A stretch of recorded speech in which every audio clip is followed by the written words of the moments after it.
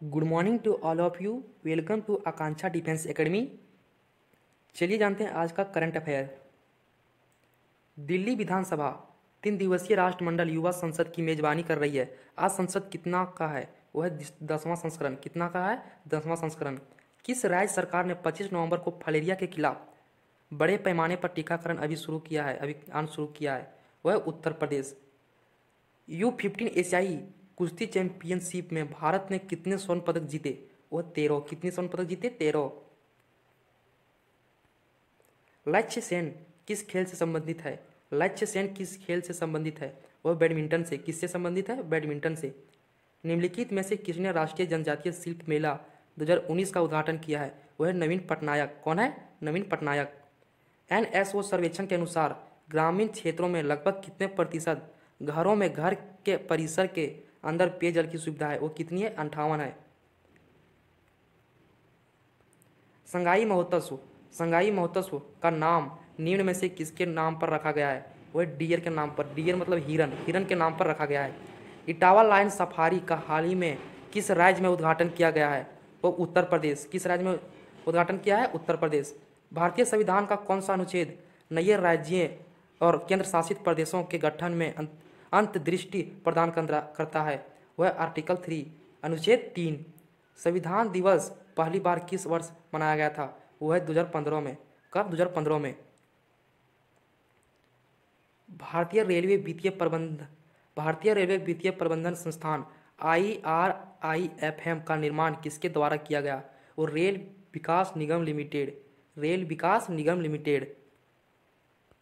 गुरु घासीदास राष्ट्रीय उद्यान किस राज्य में स्थित है? वह छत्तीसगढ़ में। कौन सा राज्य में स्थित है? छत्तीसगढ़। हाल ही में केंद्रीय मंत्री हरदीप सिंह पुरी ने प्रधानमंत्री आवास योजना के तहत CLS आवास पोर्टल लॉन्च किया है। CLSS का क्या मतलब है? क्रेडिट लिंक सब्सिडी योजना। CLSS का क्या मतलब है? क्रेडिट लिंक सब्सिडी योजना। हाल ही में किसने भारत के स्कूलों में फिट इंडिया स्कूल ग्रेडिंग प्रणाली लॉन्च की है? वह है नरेंद्र मोदी। कौन है? नरेंद्र मोदी। वर्तमान में 40 करोड़ तक के सालाना कारोबार वाली घरेलू कंपनियों के लिए आयकर की दर क्या है? वह है 25%। कितनी है? 25%। सुमात्राई गैंडे अब मलेशिया में लुप्त हो चुके हैं। IUCN सूची में इसकी स्थिति क्या है? गंभीर संकटग्रस्त। द पैराडॉक्सिकल प्राइम मिनिस्टर पुस्तक के लेखक कौन है? शशि थरूर। कौन है? शशि थरूर। हाल ही में इसरो ने श्रीहरिकोटा से कार्टोसैट 3 और 13 नैनो सैटेलाइट ले जाने वाली PSLV C47 को लॉन्च किया है। कार्टोसैट 3 की मिशन लाइफ कितना वर्ष है? वह 5 वर्ष। कितना है? 5 वर्ष। हाल ही में किस न्यूज चैनल को पत्रकारिता में उत्कृष्टता के लिए अंतर्राष्ट्रीय प्रेस संस्थान इंडिया पुरस्कार जीता है? वह NDTV। कौन है? NDTV। हाल ही में सरकार ने FCI अधिकृत पूंजी को 35 करोड़ से बढ़ाकर कितना कर दिया है? वह 10 करोड़। कितना कर दिया है? 10 करोड़। लोवी इंस्टीट्यूट के ग्लोबल डिप्लोमेसी इंडेक्स 2019 के अनुसार किस देश के पास दुनिया का सबसे बड़ा राजनयिक नेटवर्क है? वो चीन के पास है। कौन सा देश है? चीन के पास है। निम्नलिखित में से किस विश्वविद्यालय ने QS world university Asia ranking 2020 में शीर्ष स्थान प्राप्त किया है? वह the national university of Singapore. कौन सा है? The national university of Singapore. पुस्तक द एक्सीडेंटल प्राइम मिनिस्टर किसके द्वारा लिखी गई? वह संजय बारू। किसके द्वारा लिखी गई? संजय बारू।